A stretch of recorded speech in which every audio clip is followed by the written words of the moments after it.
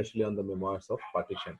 What is very fascinating about his lecture today is the title, and the title of his lecture, as I have shared with you all, my dear participants, that the lecture of his talk today is "We have no nation, we belong to no land."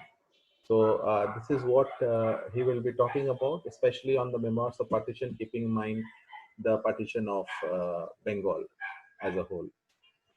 So let us not waste any precious time of all of you, and let us start with Pallab Dash.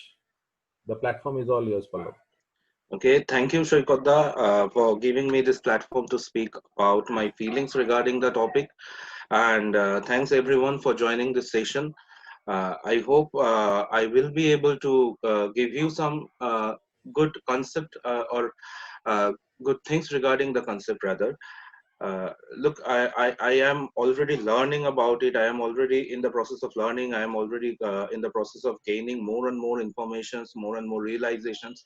So I do not claim that I am an expert on the thing. But however, I will try my best to make you understand because, you know, this topic, it relates with me personally. Hmm. It relates with me personally. I will try. I will like to share the PPT on screen. Shoikoda, can I share the screen? Yes, of course. Okay. So yeah, has it been shared? Yes, it's visible. Okay. So this is the PPT with which I would like to begin. Uh, and my title is rather very interesting. We have no nation, we belong to no land. And regarding this, I have something to tell which belongs to me, or rather, look, at the very first point, I have said the story, the narrative, memoir, and post memory, which why I became interested in partition of Bengal in 1947. Practically because I belong to a family who had been a victim of Bengal partition. Not really in the 47, but rather I would say we had to cross border and come to Kolkata. As I have listened from my granny and from my baba, uh, it happened during the 1960s. And from that time, at least still, I have grown up listening stories from my Thamma, what I used to call my grandmother, and from my Baba Jethu, like my elder uncle, and other family members who were seniors. From them, I have listened to I would say, narrative or story or memoir, whatever you will say, regarding their lives in Bangladesh, or rather East Pakistan then.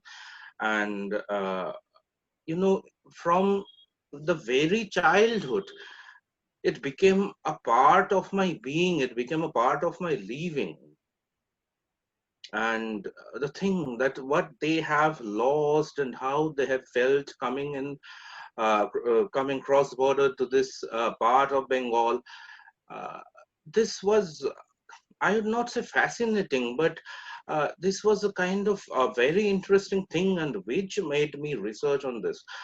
So at first, I would like to show you a visual.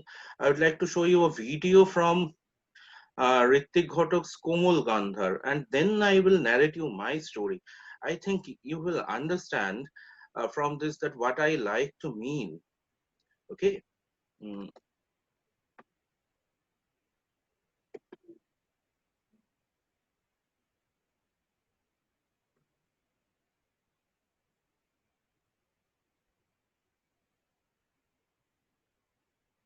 watch this visual at first.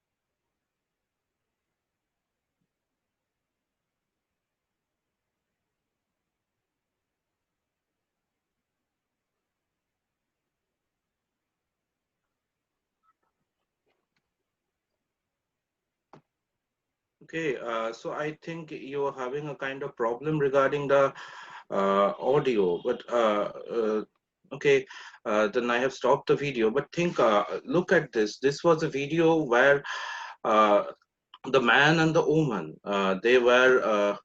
Now you can listen to me. What I am saying. Okay, so you can listen to me. Yes, you're audible. Okay. So you can see it is a famous scene from Ritik Ghatak's famous, one of the famous trilogies on partition. It is Komal Gandhar, and there, the man and the woman, they are remembering about their house they used to live, about their Thakuma, and they're using some specific dialects of East Bengal, and that is what I have been through from my very childhood. I have been through this, and I have always listened to my grandmother, and then about how they used to live there, how they had lands and they had to leave everything, their house, and how they came here, and then the sufferings they had to do to make themselves established. They had no land here, nothing to survive on. And then my dadu, my grandfather, he used to work in a place from where he got cancer and then he died. So these stories of struggle, it became a continuous part of the making of my memory of when from my childhood. And that's what post memory is, because I am the second generation, or rather the third generation. I am the third generation. I haven't seen them, but uh, from my childhood, I have grown up with them. My father, he was the second generation victim of these things, and my granny, he was the first generation. And from them I had always I have listened to all the stories. And that is the post memory I am speaking about, the post memory that is very important. And look what Marian Hirsch, in his family friends photography narrative and post memory, what she has said regarding post memory. She has said that post memory is distinguished from memory by generational distance, and from history by deep personal connection. So look at this. Post memory is distinguished from memory by generational distance. My father's memory is not my memory, and I am not speaking like a historian would do impersonally. No. So that is the basic concept of post memory, where I have something very personal to say.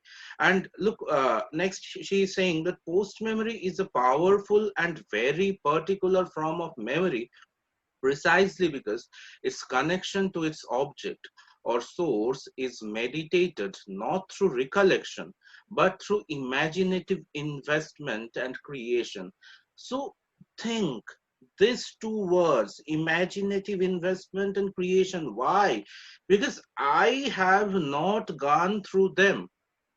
The third generation member has not gone through these situations, but everything is recreated in his or her memory, in his or her vision, and that's why it has imaginative investment and creation in it. So post memory is something that uh, is really a mixture of informations as well as imagination. It's a very interesting thing. And like, look, Abdul Kafi, one of the famous professors, he belongs to the Bengali department of Jadavpur University, and he is saying in his it was the essay titled নিঃশব্দের গ্রন্থি এবং দেশভাগের সাহিত্য সত্তার অনন্ত বিভাজন. So if you translate in English, it turns out to be the knot of silence and partition literature, continuous deconstruction of self. It was written for Ujagar, and there he writes how, in spite of the continuous change in socio-economic and political status of the refugees and migrants, post memory becomes an integral part of their being, even after so many decades of partition. So, look, the way my grandparents, they had cross-bordered, and the way they had to live. I am not living in the same condition. Uh, After two generations, the economic, the social condition of my family has changed, but I could not forget the memory. It is a part of my identity, and that is not only my story.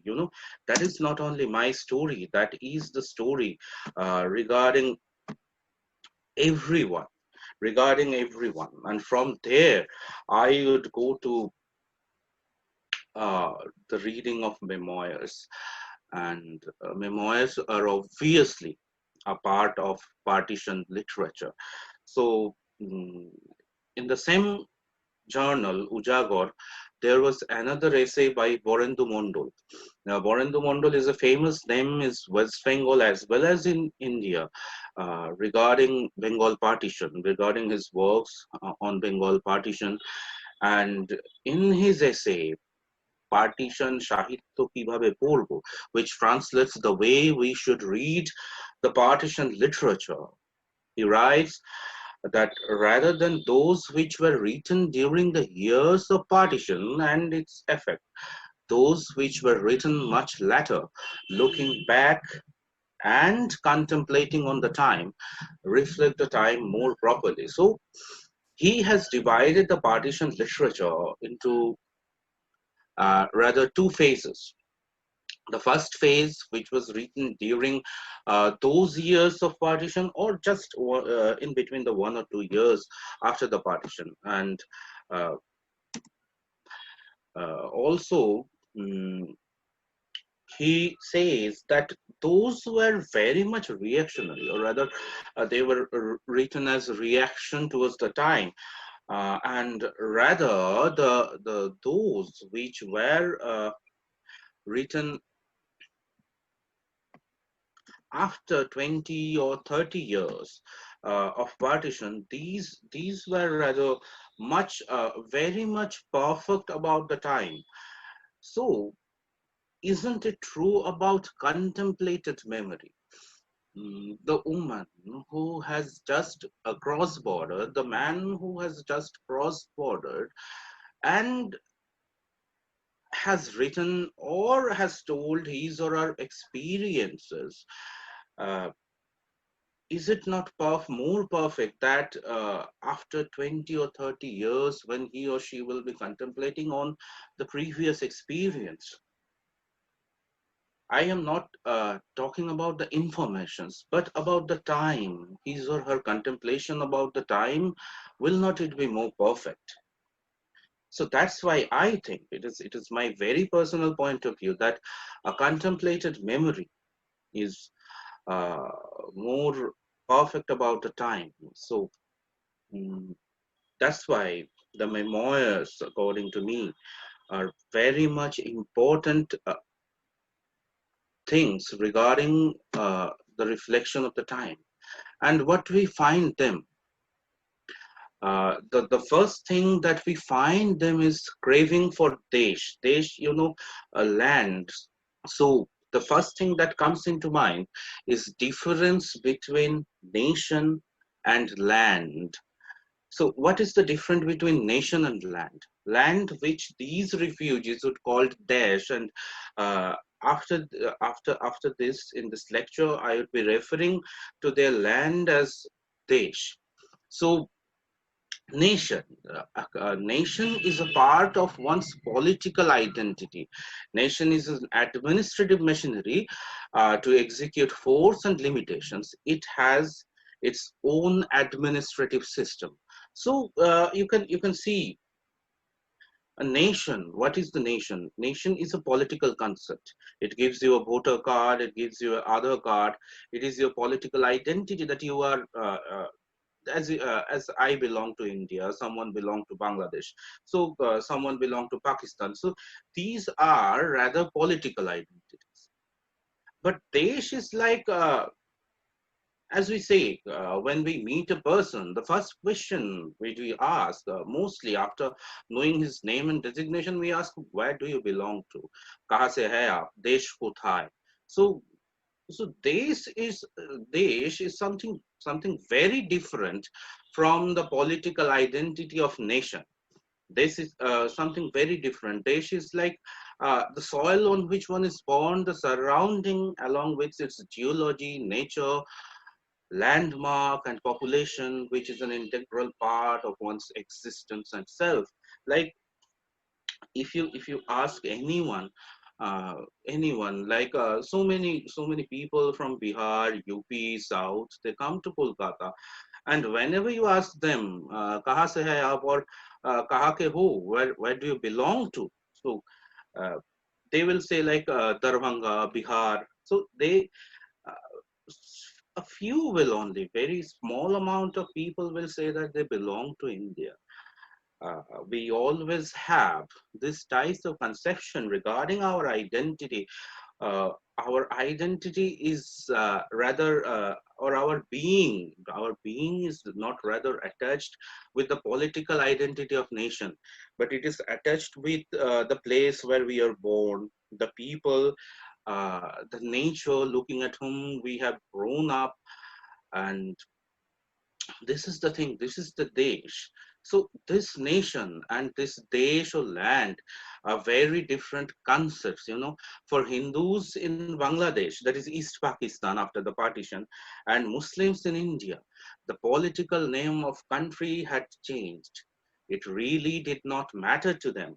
But what mattered was that in the changed socio-political scenario, they had to leave their land or desh and migrate to a nation which was meant for them. I have quoted it because like no nation said during the partition that our nation is a Hindu nation or our nation is a Islamic nation. But the way it was politicized, the whole matter was politicized. The Muslims in East and West Pakistan found that it was a country for them, and most of the Muslims in India found that it was not a country for them. So they crossed border, and the same thing happened for the Hindus. Those living at the other side of the border, they found that it was no more a comfortable land for them, so they had to cross border. So, and if you listen to their experiences, if you listen to their experiences, if you uh, listen to their cravings, if you speak to them, you will obviously find that uh, the changing of the name of their nation didn't matter to them. For the Hindus living in quote unquote East Pakistan, they were already Indians. Just before 15th August 1947, they were all Indians. And suddenly, after 15th August 1947, they were now Bangladeshis, or rather Pakistani people. And suddenly they found that this was not their nation. This was not their nation. And while they were migrating, they were coming to a country which was already theirs, before the 15th August of 1947. But to most of them, if you speak to most of them, changing the name of the nation did not matter to them. And I will give a link I have already given the link in the PPT where you will listen to the interviews if you have time after the session is over, because I'm not uh, getting the sound problem solved. So I have attached the link here. You will listen to the interview and you will find that changing the name of the nation was only a political thing, and it didn't matter really for them. What mattered was they had to leave the place in which they were born and brought up, and the people, especially the people with whom they have grown up, that mattered. And even this was same for the Muslims living in this side who had to cross border and go to Bangladesh, or rather East Pakistan. And in the new country, the struggle for acquiring political and administrative identity was more a physical struggle of bleak future. Okay, you know what happened to them while they crossed bordered. These people, we really can you say that these people were responsible for this migration? No, they were. I am now speaking from the point of view of an Indian. That while these people had to cross border, they were already Indian before the independence, and now while they came, they crossed border, they landed a foot on this land, and they were termed as refugees. So at the very beginning, these people were termed as outsiders, and that had led to a bleak future for them, and they had to struggle for acquiring political and administrative identity in this new land. But that was only a physical struggle. The pain was losing their desh, their land. In the new nation, what they crave was that desh. So we are going to the next slide. Look, they lost properties, they lost lives, they lost everything. Let me narrate you one experience. I will not name the colleague, and I will not name the institution, but while I had to share some experience with her regarding my research. She lives in Panagar, and she said me that during the partition, uh, her mother-in-law was gang raped. And regarding my family, one of the sisters of my father, we couldn't find her while the family was migrating. She was lost. So we do not know still where she is, or whether she lives still now or not. So this type of things, this type of losses, it were everywhere. But the bigger loss that these people suffered were the loss of their identity, their self, not the identity on a document provided by nation. That is not their identity on the voter card or other card, but the identity that registered their being. So here comes the memoirs. I will like to quote from the memoir. It is from Adhir Vishwas, and he writes in Magura Smriti. So Magura is the place where Adhir Vishwas was born. And now listen, I have translated myself. So what he has written in his memoir is that the soil that saw me born was Magura village of Joshore district in East Pakistan.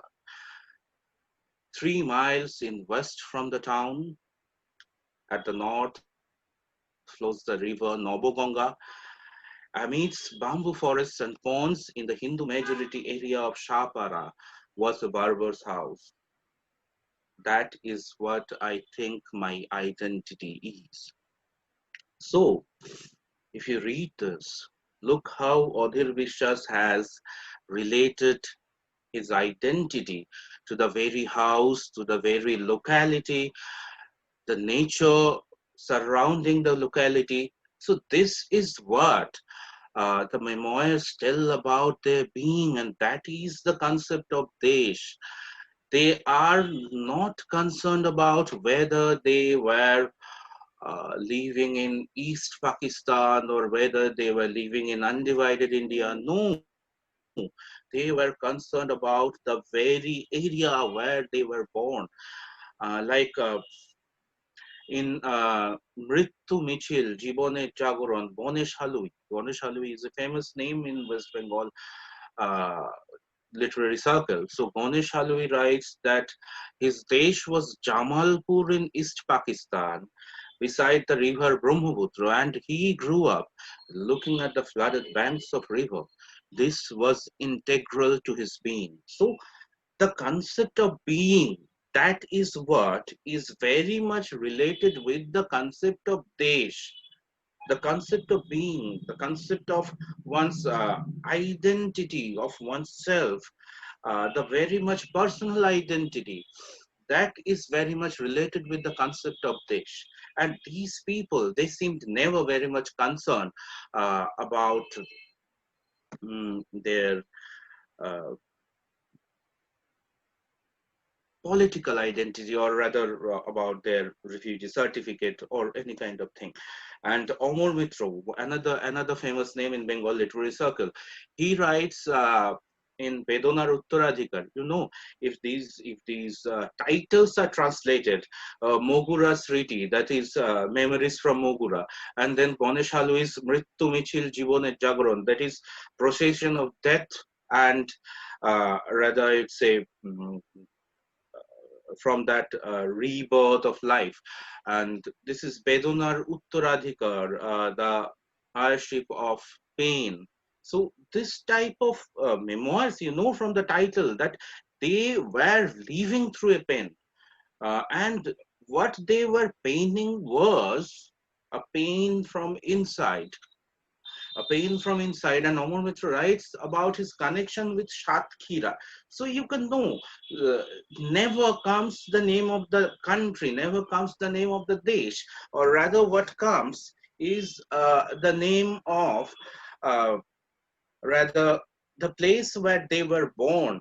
And that is what very much attracts me, that for these people, their living, their being, it was very much related with their the concept of desh, and let me go to the next slide. And like uh, they were missing their country in the new land. Have I missed a slide? No. So now I see that missing the roots in the new nation, the next slide. So why the new nation? Because once once the Radcliffe line was drawn, India was not the same India anymore. So that's why I called it a new nation. And look, for those living in East Pakistan, while they came to India for security, the country to which they were already, uh, in which they were already living, they have returned to that country, and that country is no more welcoming them. That country is branding them as refugees, and that's why I say that it's a new nation. The Hindus who came in post-partition India, were they not already Indians? This is a question, and I would like to request that, look, still researches are being done on partition, on these concepts. So I will not, or I will not be able to answer all the questions you have. Rather, my discourse, my discussion may give rise to several questions, and if that give rise to several questions, I would think that my tries with this subject is useful, because these questions are to be raised. The new India, termed then as refugees, Udbastu, Bangal, so many names for them. They were marked as outsiders and liabilities at the very moment they stepped in India. And at the more personal periphery, the population of post-partition India had always taken them as outsiders. That is the problem. These people, they had cross-bordered in expectation of shelter from the people of their own nation, of their own community. And suddenly, while they came at this side, yes, they were given shelters, they were provided with so many aids, they were provided with so many things. But at each and every step, they were reminded that they were outsiders. They were helped at many places, but were in most cases reminded that they were not us, but they. And the sense of loss became an integral part of their living and being. They missed, and even after 2 generations, their children missed the Desh they had to leave, which was and still is an integral part of their being. And instances may be found in the memoirs. So, like Amar Mitro again from Deshbhag Smriti, another essay, he's writing. Listen to this. Who does not know this is my nation? So now he is politically referring to India. Now he is politically referring to India. But there is always a pull from the root. So he is practically relating this concept of Desh, his concept of being with the single word root. Why? I can't explain. Some things are beyond explanation. So look at this. Look at this. He's practically saying that nation and desh are two different things. With desh, the root is attached. Why the root is attached? Because in this new nation, they have never been able to enroot themselves. They have never been able to find the root. Naresh Guha writes in Chere Asha Gram, again, the gram which was left behind, the village which was left behind. So you can feel the pain from the very titles.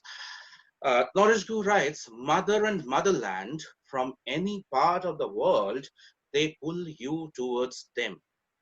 A heavy heart always shouts from inside that one must return to his root, even to watch the meditating kingfisher waiting to jump for its catch at the wet land near one's house in the village. So look at this. This man, this man cannot ignore the pull from the root, from the village he had. Mihir Sengupta compares leaving his desh with the final journey of Nimai Chaitanya Dev from his parental house in Nodia district in West Bengal to Odisha. So you know the lamentation we have found in our literature, the lamentation that Chaitanya Dev had done while leaving for Odisha for good and leaving from his Nodia house. So Mihir Sengupta compares this leaving his own desh and cross bordering and coming to India with that. So you can know what type of pain these people were feeling, what type of pain these people were feeling regarding this. And then Sunanda Shikdar, in her memoir, brings back her childhood memories of the long procession of Hindu migrants from East Pakistan towards India, and only to question that if they were going to a secure land, a country of their own, why were they lamenting and crying? So this thing, the lamenting, the crying, this gives rise to the concept that they were not happy at all. If in the new land they would have found security, why would have they been so uh, sad?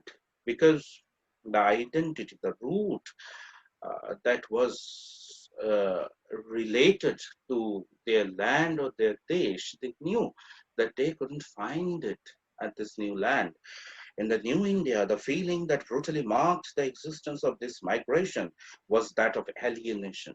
Because these people, they were accepted as burdens. Even, some had relatives in this part of the border, and while they came to their relatives, I wouldn't say that in most cases they were not given shelters or they were not given doles or they were not given aids, but in every sphere, or rather in most of the cases, they were termed as like I can relate to you one famous line from Mudhumoy Pal, uh, Deshbhag Sriti O Stobdhota. That is the book, and there in the very introduction, he has used a phrase that from the very childhood he came to know, because he was a refugee. He came to learn that Bangal Monishi Noy. The Bangals are not human beings.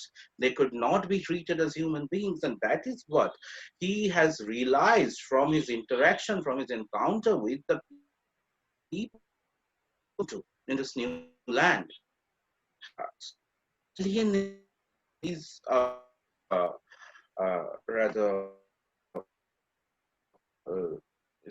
very important thing regarding this concept of Desh. So let us go to the next slide. And now, till then, I have referred to the mm, Hindu narratives. So let us come to the Muslim narratives. I'm not discriminating, but the cross-bordering had a side effect. Too. You cannot just neglect this Hindu-Muslim concept.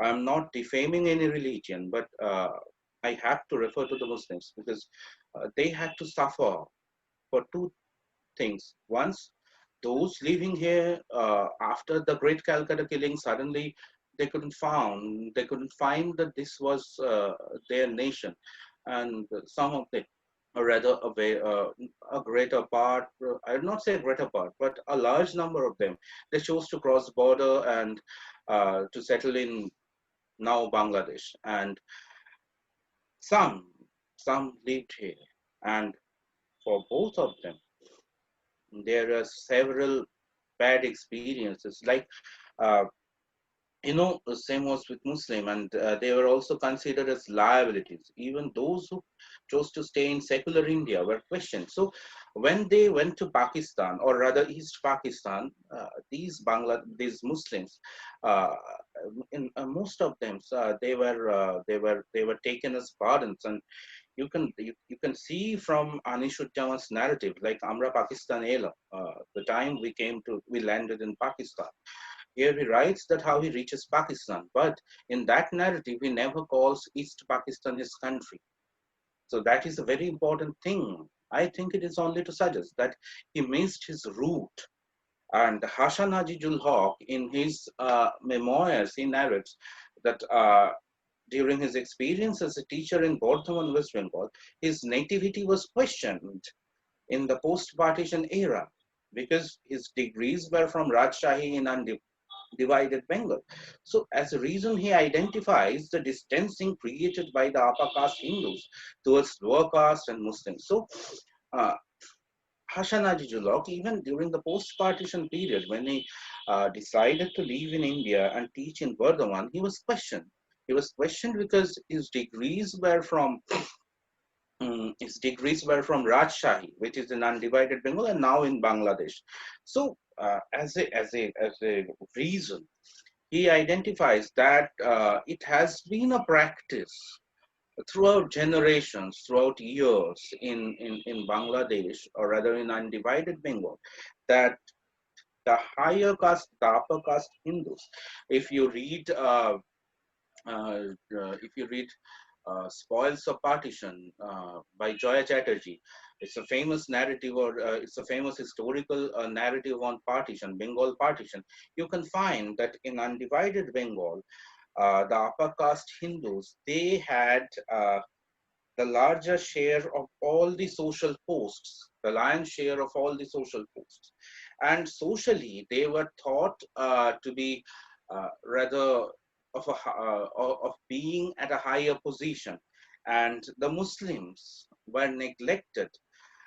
We have often referred that Muslims are Indians even during the freedom struggle. But even Rabindranath has once referred in one of his essays that we do not regard the Muslims as our own brothers. And that is the problem. That is the same problem Ajijul Haq is referring to in his memoir. And he says that not only the Muslims, but also Hindu lower castes were also alienated. And that's why, just before the partition or during the years after the partition, the upper class or the upper middle class Hindus, they chose to come to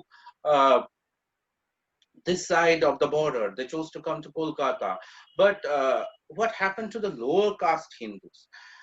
These people, they didn't find any kind of connection with these people. Rather they chose to stay with their land because they thought that they were laborers, and in maximum cases they were agricultural laborers. So what would happen to them? Until or unless riots broke in Noakhali, or rather the other areas where when they were forced to leave East Pakistan, they chose to leave, uh, sticking to their lands, and because they found no heartful connection with these people. And some had to come, even among them were some Muslims who worked as laborers or household staffs or household aides in those upper class houses.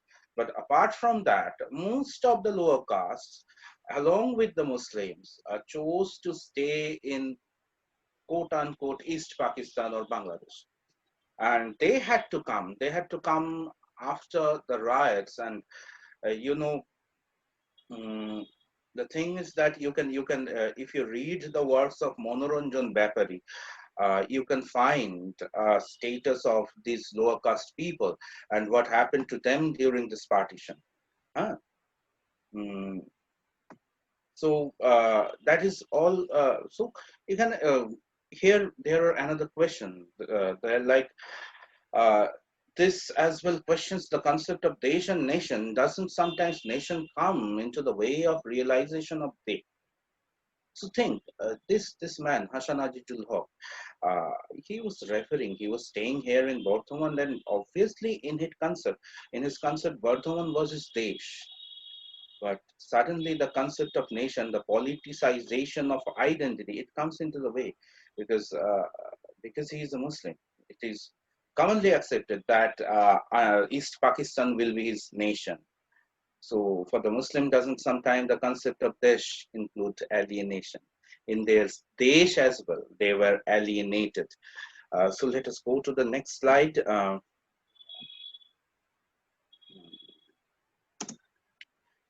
Forms of alienation. So there are so many. I refer to the forms of alienation. So there are so many forms of alienation. For the Bangals or the Hindus who came from that part to this part, they were called Udbastus.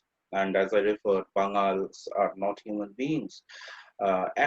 If you think still now, if you search any social media, you will find that there are so many memes and jokes regarding these Bangals, and they are always hated.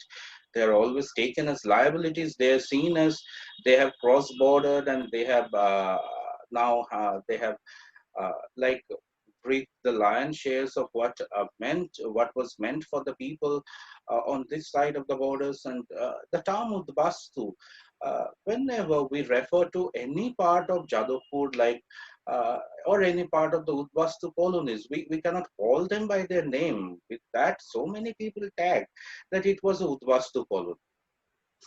And then come to the next portion, the Bangal Ghoti problem. So the Bangal Ghoti problem is, and the next three are related. Bangal Ghoti problem, Chingri Ilish Tassel, and East Bengal Mohon Bagan. So these three are very much interrelated. Those people who cross-bordered were referred as Bangals, and those who used to remain at this part of the nation or this part of the border, they were termed as Koti. Until now, even after, even before 5 or 10 years, the Bengal and Ghotis, they didn't have any marital relationships or any good relationships either. They were at daggers drawn against each other at any cases. And with that came the Chingri Ilish tassel. The Ilish as a famous fish for the Bangals, and for the prawns, a famous fish for the Ghoti. And then the fight came into the field of football also. East Bengal and Mohun Bagan, and you know what happens between the supporters. And when these supporters they encounter each other, the way they speak to each other, maligning both Bengal and Ghoti. I would not say that only the Ghotis are maligning the Bangals. If you look at the Facebook memes, or if you look at the social media, you will often find jokes where Bangals and Ghotis are hurling uh, insults at each other, and that is the concept of alienation. And why did it happen? The basic concept was economic. The basic concept was economic. The alienation happened because of the economical problems the nation was suffering. Suddenly, a lot of people, lakhs and lakhs, were cross-bordering and coming to this part, and the national resources, the state resources were suddenly being shared. Uh, it was becoming a burden from the people living at this side. And at certain point of time, it is logical that they will lose patience. They will lost patience, and this happened. This happened due to the political, rather I would say, uh, misplacement of, or rather misuse of political power by our political leaders during the 47 crisis. This happened. And regarding the Muslim, uh, suddenly, the Muslims were being started being referred as Pakistan. You go to anywhere, you will find that a large number of people thinks that even those who have cross bordered from East Pakistan to West Bengal, you will find that they were thinking that this new nation, this new India, is a nation for the Hindus and not for the Muslims, because Pakistan is a Muslim country, and so all Muslims are Pakistani. This misconception was spread, and sometimes it was encouraged by the political leaders, though not encouraged officially by the constitution, but the keepers of constitution at extent have encouraged it. And at many places, Muslims were more alienated in the post-partition era. And the same thing, that alienation from Bangals and Muslim, the same reason that both are outsiders and they're sharing our rights. So that's what that's what these are several forms of alienation, and that's what are happening even now. You speak to a lot of people, even I can say, um, you especially the Bengalis, when you go to your those who are in the college or in the school or in any kind of office, you go to your office, you speak with your colleagues, and you will find that the Ghotis, they have a kind of hatred for the Bangals, and the Bangals, they have a kind of hatred for the Ghotis. And there is often a group, the group of the Bangals and the group of the Ghotis. They are pinching insults regarding their origin, their preference for the football club, their preference for the culinary. Everything is being criticized, and I would say that in last 4 or 5 years, or rather in last 10 years, people are getting married. The Bangals and Kotis, they're married to each other. They're getting married to each other. But 10 years ago, it was a far-fetched concept. So that's how the alienation still occurs. And uh, go to the next slide. Contemporary relevance of alienation. So the nation, the concept of nation and concept of Desh. So for these people, there comes the question, we have no land. Why we have no land? Because the modern policies by the central government and mentality of a considerable part of the population, it is being said that those who came during the partition, regarding the CAA, or rather the new laws which are being imposed over the country by the contemporary government. I am not being political, but due to that, a large number of Bangals, or those whose family has crossed bordered, are being referred to as they do not belong to this nation. You know, so this is the problem. This is the problem. What is happening, and those who have lost their land are now losing their nation even. Even the government policies, those laws which are being Dr. amended. Pallab, Hmm. Dr. Pallab, just to interrupt you, let's not be political. Okay. Let's avoid politics. Hmm. Okay. Uh, so uh, so I just make it off. So now the concept is, this is the links what I have given here. I have attached here in this link some of the audio visual interviewed of partition victims. Let me try if I can show you one of the interviews. you can understand what I have said throughout this lecture, what I've tried to say. uh, uh, can you listen to this?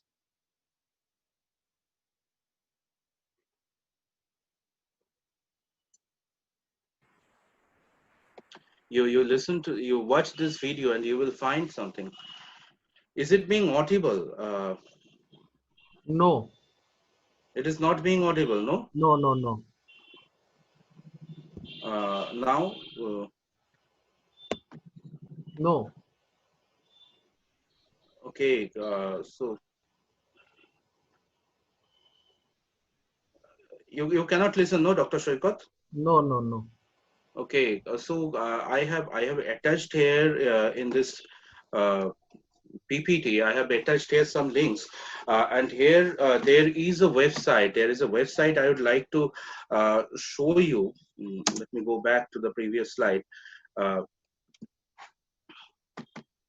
mm, this website, for those who are interested regarding this topic, regarding the memoirs, you may find some interesting memoirs and some books regarding the inherited memories, and there are the videos from both side of the border, and there are the transcriptions in English and Bengali, some of which I have downloaded, and I have attached the link with the PPT. And there you can find, from there you can download if you want to study more regarding this. But uh, before that, I would like, before ending, I would like to conclude with uh, focusing on the main thing, that the concept of nation and desh, without being political, we can say that the people who are living here, the people of both the nations should understand this thing more logically,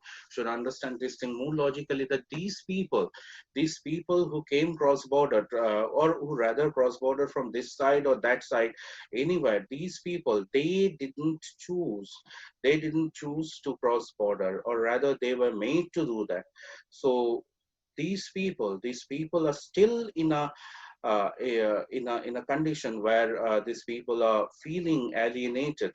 And as for me, as for my family, I can know from my family and my relatives how sometimes these hearts.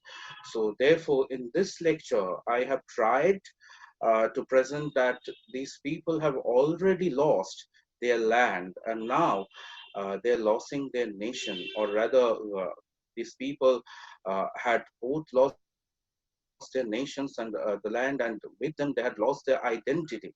So I hope you have understood what I have to tell, or what I had to say. Dr. Shoikot, can you please unmute yourself? Yeah. I think whatever I have to say, I have said. So I am ready for the question answer session. Is there any questions? Of course, when you talk of Ghoti and Bati, there will be questions. Yeah. And Uh, some of your observations, I would just like to not differ, but add to your information. Since mhm. you are a budding researcher, and you Obviously, are obviously. researching in a university which is very close to my native place, the place where I was born. Mhm. It is not, Pallab, 5 or 10 years that this Bangal and Ghoti are getting married. This we cannot generalize it. And why I am saying this is, Mhm. I have an example from my own house. Yeah. My mother is a Bangal and my father Mhm. is a Ghoti. So Mhm. technically, I am a Bati. You can say that. So The, from that perspective, yes, yeah. but yes, the other parts I would completely agree with you. Be it the football match, the culinary choices, and Yeah. but if you take from a Bati's perspective like me, Mhm. it is very interesting that when you are able to extract the culinary skills of a Bangal and a Ghoti, Yeah. the ultimate benefit is yours, because you get both are equally very good in food. Yeah. Both are equally good. This sly or this undercover tension, of Mm-hmm. course, in the house also when you witness, it's very interesting if you take it in a more lighter way. But of course, Mm-hmm. whatever you said But is I was just trying to say that the frequency. yeah, you are you are talking from Uh, your own personal experiences, and I mhm, completely agree that and you will be happy that we have Bangladeshis who are listening to this. mhm, We have a Bangladeshi gentleman, Partho mhm, Protim Sarkar. mhm. He's saying that I am from Rajshahi, Bangladesh. Where is this Okay. from? I am from. My parents were from Borishal. Odisha. My mother, she was from Borishal, and my father was from Kulna. So you can relate. Kurna. Yes, and my Yeah. mother's family was from Dhaka, Bikrampur. Acha. So So yes, we have so so. so obviously, when you talk of this Ghoti Bati issue, there will be a Mhm. lot of questions, and some questions are very genuine, and I will put across to you. But overall, Okay. Pallab, whatever research you are doing, you are, I'm sure, you have taken the right direction, and you are doing a good work. And this is a very Okay. interesting work, and this part of memoirs and research on such memoirs, especially from Mhm. Bengal partition perspective, Mhm. is one of the facets which I think is needed. A lot Yeah. of Yeah. Yeah. has been explored from the Western Yeah. partition, Yeah. Punjabi partition side, but And Bengal partition in English literature, especially from memoirs, mhm. is a very And interesting forte to explore.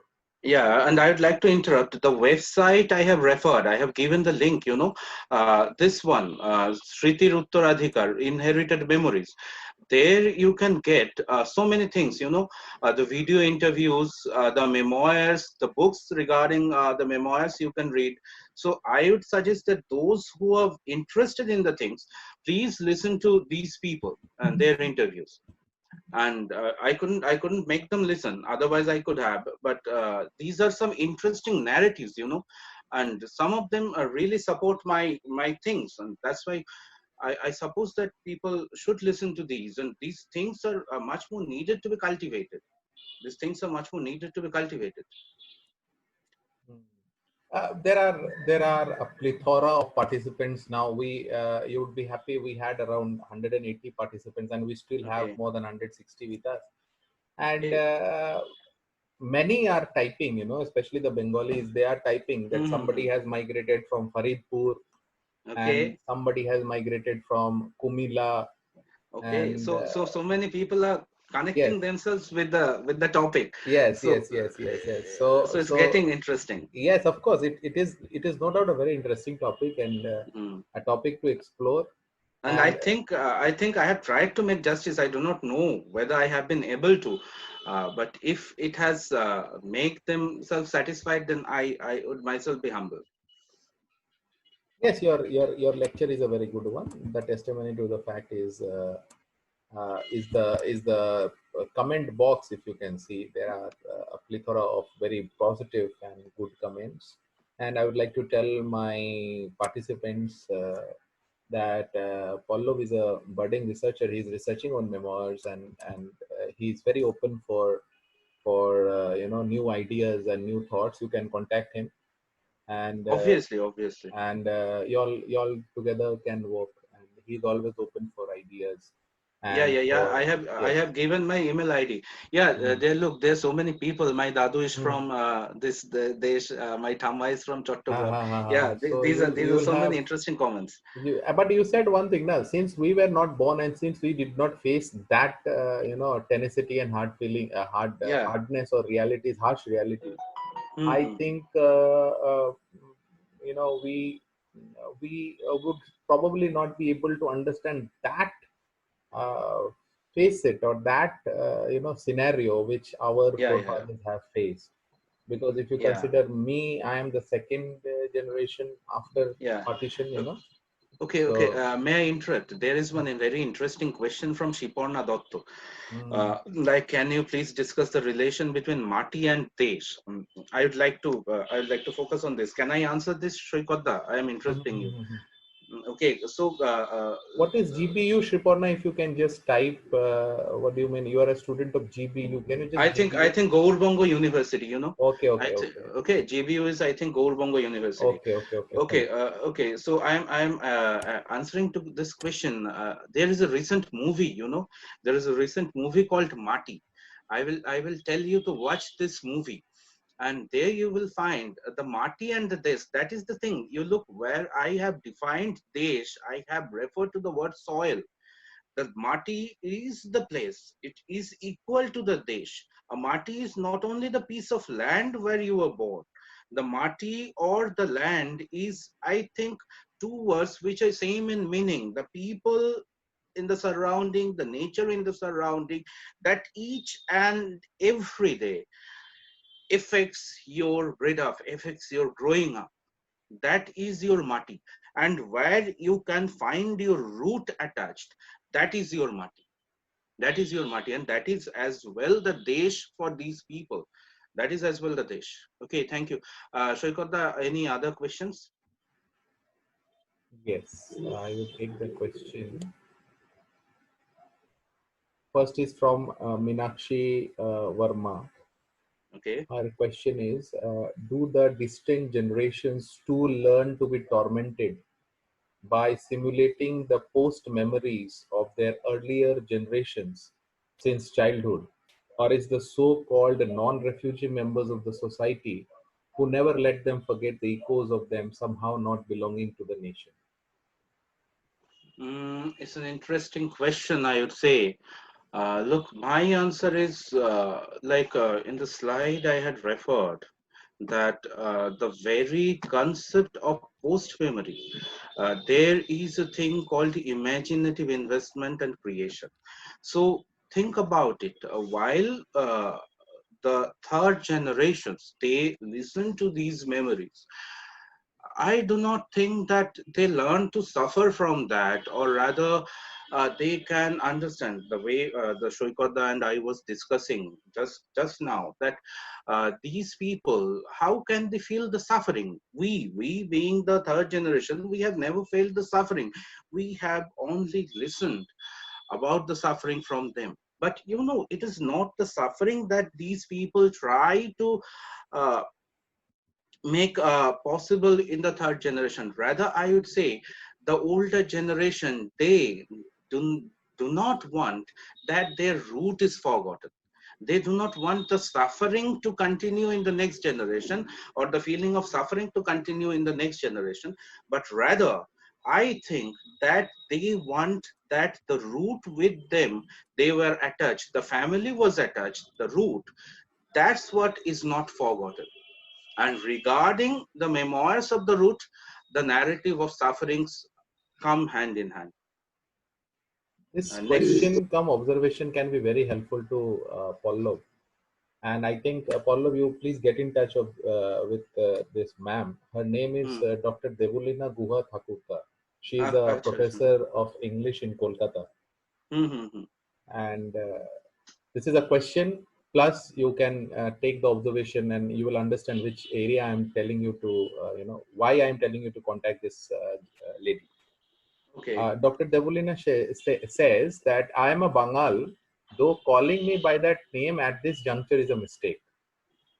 However, I, with my colleague, am working on a book on my grandfather who migrated from Borishal much before partition and his struggle full of stories from both Bangladesh and West Bengal. Can you suggest some archival work which I can refer to? She's asking you.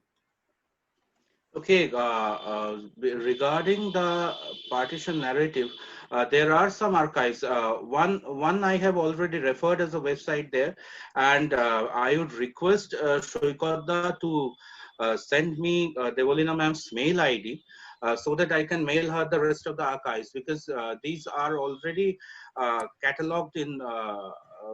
These are already cataloged with me because these are already needed in my research. There are so many sites, so I would like to send the mail to her where I would be referring the collection of the short stories, the collection of the experience, the archives, and Shoikodda, please help me regarding this. Okay. So yeah, Dr. Debulina's mail ID is Drizzle, DRIZZLE.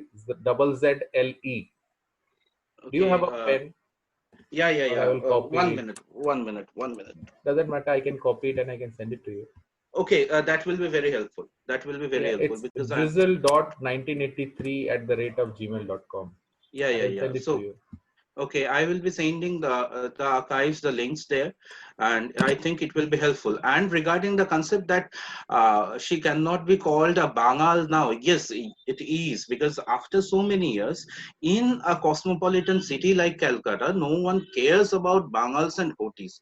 But you go to a rural township or you go inside the village, you will find that these people are suddenly referring you as Bangals and Kotis, and because working in Bardwan, uh, I know, and even before that, I have worked in South Chobbish Pargona. I am not discriminating among the districts, but irrespective of the name of the districts, in rural Bengal, you go and you work, and you will find that you are suddenly being referred regarding your caste or regarding your origin of Bangal or Koti. Okay. If you get into Calcutta also, Apollo, a little Mm. bit into the intricacies of Calcutta as a city and the thought process about this Bangal and Koti, you will Mm. understand that there is a demarcation between North Calcutta and South Calcutta, Yeah, yeah, yeah. not only from an economic perspective, but also But from also this from a perspective. cultural, yeah, socio-cultural perspectives. The Yeah. North Calcutta, you go always there, you will find that you are being referred as Mangal or Kotis. You, I Yes. am again being political, but sorry about that. Okay. Now, Mr. Tapeshwar Prasad from St. Xavier's College, Patna, his question is, what or where is the breathing line when a refugee goes back to their Desh, native land, the land of their forefathers, crossing the nation border towards a new nationhood? Mm, I suppose that by breathing line, you suppose that how they are received in the land, in their motherland, or in their desh where they were born or where they had the root. I suppose you have meant that. So again, I would be saying that when these people they return back, so many have them, but the reception was, I would say, like a mixture of good and bad. They have welcomed those people who have lived there, and there are so many narratives. There are so many narratives. I would like to suggest one by Jadavpur University Culture and Publication Department, Dhongsho Nirman. This book, you read this and you will find that some of them who have tried to return, they were received, but with a part of alienation, that you have come here, okay, it's good, you go, you come, you visit, uh, and then you go away. This type of things have happened with so many people, and this is also narrated in the essay I referred to by Shunanda Shikhar in this PPT.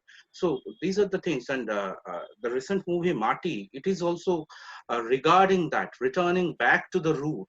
And there are the websites in these websites which I have linked. Uh, there are so many things. Let me go to the website. I hope you can see. Mm, these things I'd like to suggest, go down and you read these two articles, Down the Memory Lens by Sanchita Bhattacharya and In Search of the Root by Tunazina Sharin. And there we will find that what it means, especially this one by Sanchita Bhattacharya, by going back to the root, how they are received. Okay, Shoikat, the next question. Next question is from Robert G from Philippine University. Okay. Robert G, I will just request you that next time you name your university, because I have worked in Bangkok, I know many Philippine universities. Uh, uh, his question is, how should diasporic or migrant communities identify themselves? Hybrid, their origin, or new identity? Mm, I would not relate the concept of diaspora with partition, but however, diaspora and migration are very much a related concept in the modern time of discourse. And can you repeat the question, Shrepada, once again? He's saying that how should diasporic or migrant communities identify themselves? Do they identify themselves as hybrid, their or origin, or new identity? Okay, so regarding the aspect of Bengal, as we were discussing regarding uh, marriage and social relationships, those people who came here are no more specifically Bengal, or those who are living here are no more specifically Ghotis. There are the Bhatis, as Shoykota said. So these people are obviously the new generations, and they are hybrids. Obviously, they are hybrids. So there are so many who can be termed as an isolated community, but there are so many who are hybrids also. So I think only after 40 or 70 years, you cannot just term them as hybrids or as differentiated community. No, it needs to be given time, more and more time. Okay, Shoykota. Next question is from Dr. Ram Sevak Singh from Nepal. His question is, do you think trauma inscribed on the minds of people created by partition is still a threat to social harmony? Can it ever be erased? That is a very important question. Even I was expecting a question on trauma. I was wondering why no one was asking about trauma. Let me tell you, my father died 2 years back, and even before, mm, uh, 4 or 5 months earlier, uh, he had penned down a narrative. And if you read that, even after so many years of partition, so many decades of partition, uh, his narrative is full of that trauma. And in many cases, I have found so many narratives, and I have interviewed so many people, because I have relatives in Uttarpara, I have relatives in Behala, I have relatives in Habra, Ashoknagar. So you can see that these were the places where the Bangals they settled down. These were the places, and I spoke to them, and for many of them, especially there where what we found, I have to tell it unfortunately, the Hindus, they have a kind of hatred towards the Muslims, they have a kind of hatred towards the Hindus, and the Bangals, the Ghotis, this type of memory of the trauma, is pertinent in their living. It is an essential part of their being. And sometimes while transferring the memory to the next generation, this not the trauma, I would say, but this concept of hatred is transferred. And that's why, sometimes it comes into the way of social unity. Okay, shall I got the next? Yeah, but Pallab, I would little differ in that word you said. I don't know from trauma perspective or not. This hatred of Hindus and Muslims in some pockets. I really would differ in a sense from my own experience. I am a Bengali Brahmin, Hindu. Yeah, My entire neighborhood is Muslim. We are the two Hindu families in a area of 30 Muslim families, and I am brought up in a completely Roman Catholic school. So I have seen these three religion very closely, and half of my childhood is spent in those Muslim families because my mother was a working lady. So yes, it differs, from person to person. I would like to stop you, Shoykota, and interfere you. Sorry, but my father was a teacher, and I have seen him behaving so well with his Muslim students, and they were coming to my house. They were sharing meals with us. But I have seen that at the very core of his heart, somehow his trauma is related with the other community. I'm not going to disregard any of the communities, but there is a different part. While they think of partition, they suddenly uh, put a part of the blame to the opposite community. But in the post-partition period, I have seen that their experiences, they're living somewhere. The people of the other community are not, other communities are not being hated that much, And that is a very interesting thing, that on a specific time, you are showing hatred to them, and on a specific time, you are welcoming them. And this is the case with so many of them, so many of them. I do not know, this is my experience, and Yeah, this is, it's basically a vice versa, and depends from from experience to experience yeah, and yeah, yeah. situation to situations.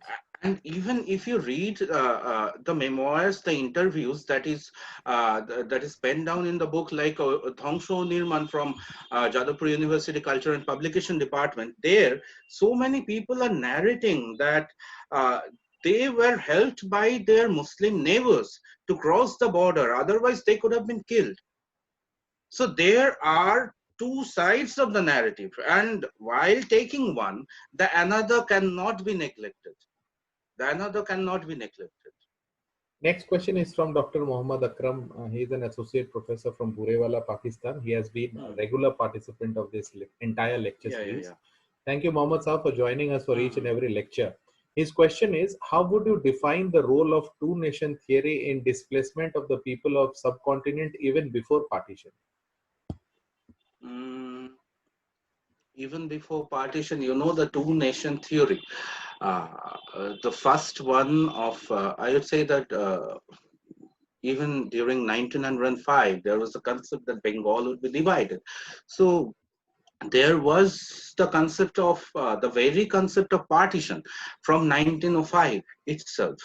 And after that, during the 1940s, we find that both Congress and Muslim League, they were very much eager about sharing the powers during the latter 40s. And uh, those people who were within the touch of these upper layers or the political layers of the society, those who, I would say that never really were the common men of the society, those who were the upper class people, those who had the awareness of the political scenario, even before partition, from 1944, during the post-World War period, you can find that these people had started migrating. So many people were exchanging their properties, and this happened in this part of the Bengal, this part of the eastern part of the nation. This was a practice much more before 1947. The people, they had somehow within themselves, they found that partition was only a matter of time. It will happen in future, and that's why those who chose to be secure and those who had the power of property, the power of money, they had tried to cross border. And earlier than 47, so many people were settled in their quote unquote wanted places. Okay, Shoykota. Yes.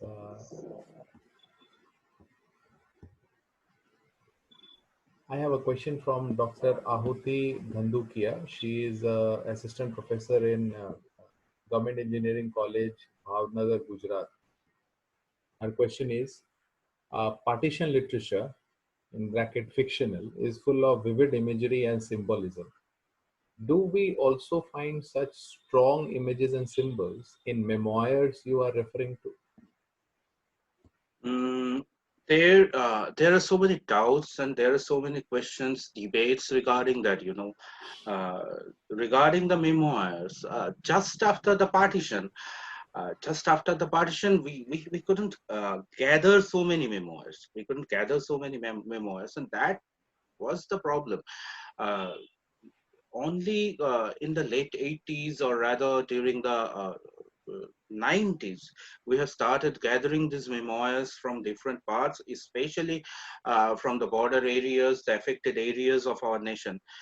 And after so many years, after so many years, there remains a question whether the worst sufferers, the women's, uh, those who were socially as well as sexually abused, were they ready to come up with what they have seen? One thing I would suggest, that partition fictions, most of them are the works from the male counterpart of the society. Those are male narratives. And about the women, I do not know whether so many of them are very much reluctant about speaking freely on their experiences during those days. So there are debates. On the other hand, there are some memoirs where really such heartbreaking narratives may be found. There are some heartbreaking narratives may be found, or rather, in the audiovisual documents. So you cannot just say that partition fictions only depict them so harshly, but also some memoirs. And after all, a fiction is a fiction. Uh, there will be something that will be beyond the reality, so that the imagination can be made possible on a profound ground. Yeah, so coming back, I think you have answered partly to the next question, but still I will ask because she is very inquisitive. Okay. Ananya Bhattacharya, research scholar from Jadavpur University. Okay. Ananya, I will definitely ask you a question, so please have patience. I will definitely give you space. I told you I told all my participants in day-to-day lectures that for me, research scholars are very important. Research Yeah. scholars are the future of our country. So research scholars' questions generally I don't tend to miss unless we don't have paucity of time. So here comes Ananya Bhattacharya's question. Yeah. Our question is the same partly what you have answered just now, but still, while you are doing your research, have you come across any difference in perspective of a memoir written by a woman and that of a man in terms of rootlessness from one's desh? Can you repeat the question again, Shoykota, please? While you are doing your research, have you come across any difference in perspective of a memoir written by a woman and that of a man in terms of rootlessness from one's desh? And is there any Yeah. scope, to just add, is there any scope for a gendered perspective on rootlessness in the post-partition era? Yeah, obviously, while reading the works of, uh, I would say the project taken by Ritu Menon, No Woman's Land. This is a book, and there are some narratives by Meghna Guho Thakurota, and then I'd say the others, especially those. Mm, I'm forgetting the name. I especially refer to this book, No Woman's Land. No Woman's Land. This book by Ritu Menon. Uh, you see there are some narratives where you can find the women are narrating the experiences of their men, and these are a very different form of narrative. It can be taken. I am recently working on this type of. I'm working for an essay, an article on a gendered narrative by the women, how they can break the stereotype. I am working on this, and there I have found there are so many essays. There are so many essays by Joshodhara Bakchi. There are so many works by Meghna Guho Thakurota, Fulrenu Guho. You read their narratives in Ritu Menon's work, you will find that these are groundbreaking narratives, and they're breaking the stereotypes. The narrative can be analyzed from a gendered perspective, and and there you will have the glimpses of the men who were cross-bordering during the partition, and how these women worked as an aid to them. I would like to refer to you these works of Ritu Menon. There are two books, so you can have them available on Amazon. So go and have a read on them. I think you will find your answer there. Okay, Shoykota. Okay, next question is from uh,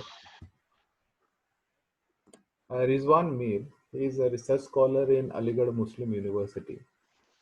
His question is, sir, when we talk of Desh, can we say that its meaning changes with context and individualism? Is it somehow rooted in individual aspirations? Can there be a craving for a Desh within a Desh? There are many Mm, questions he has put, so let me just yeah, take yeah. this. Can there be a craving for a Desh within a Desh? Okay, this is what I have. I have mentioned this one. Let me refer to the slide again.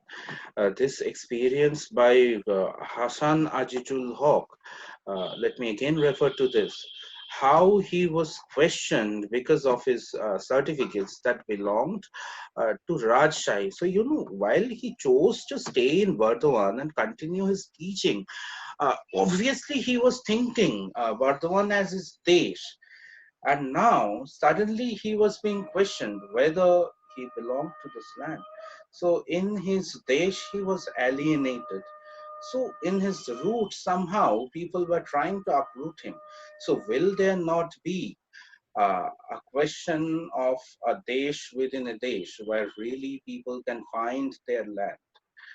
Where really people can find their land. So obviously there are so many memoirs to be read, there are so many works to be done, and I think obviously there can be a question.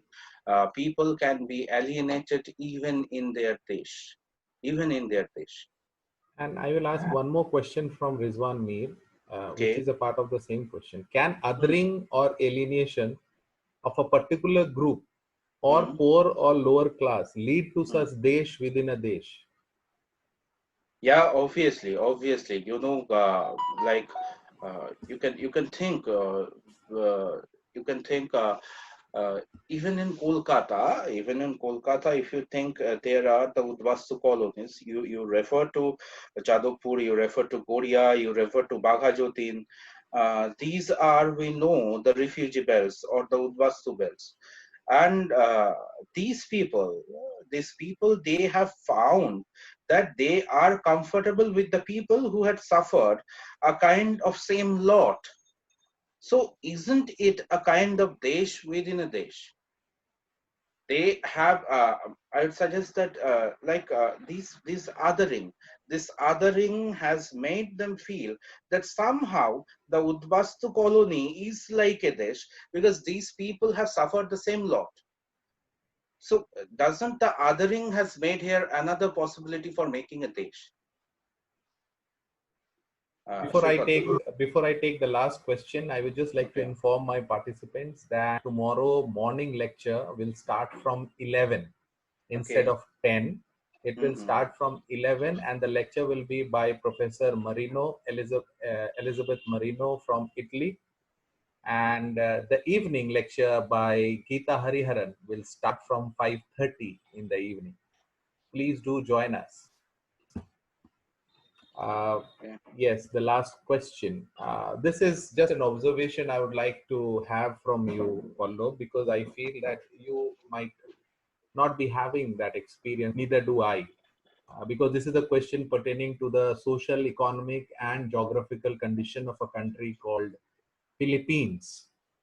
So this is a PhD scholar from Philippines, University of St. Jose Reclos, Philippines, Mr. Dennis Bruce Larion. His question is, with the devastation of Super Typhoon Haya in 2013, many displaced families in the Philippines are forced to leave their homes to relocate in government relocation areas far from their original homes. Do you think these families could also suffer alienation and social identity crisis? This is question number one. And question number two is, what could be done to mitigate the impact of this social alienation?